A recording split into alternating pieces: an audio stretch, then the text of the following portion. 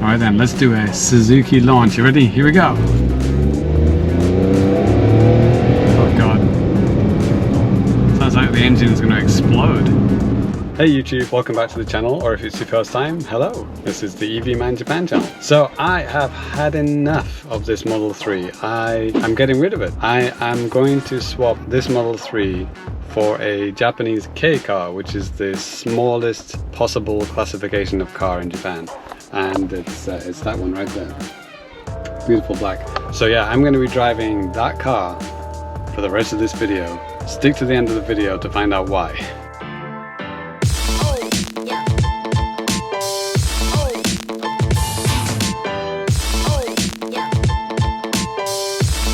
In case you've never heard of this incredible car, this is a Suzuki MR Wagon with High Performance Edition. Unfortunately, it doesn't come with power steering. In fact, I don't think the steering wheel is attached to the wheels at all. So here we are, we're driving a dream machine. So the weirdest thing, going from a Tesla to a, well, back to regular engine car, you suddenly realize that you don't ever use a brake in a Tesla. You just use the one pedal driving. You let go of the accelerator and you start to slow down. Not the case in this kind of car. So I have to remember to use the brake.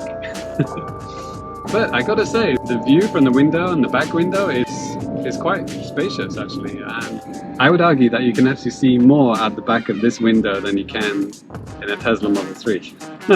Which is kind of bizarre. As a tall person, 181 centimeters, the height of the car is it's about okay. I got some good headroom, but when I look out the window, if I'm near to the traffic lights, I can't actually see the traffic lights. I have to kind of duck down to see the lights, which is a weird feeling.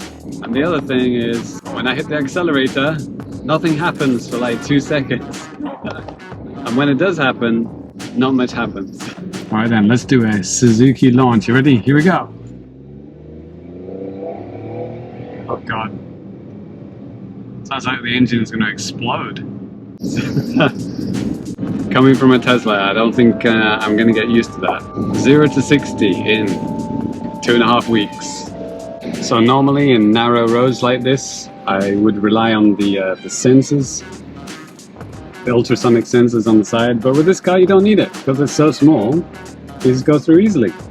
And then we got the gear stick here, and we do have connection for our phones.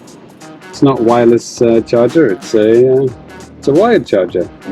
AC with real buttons and dials. So let's take a vote. Do you think I should keep my Tesla Model 3? If you do, click the subscribe button.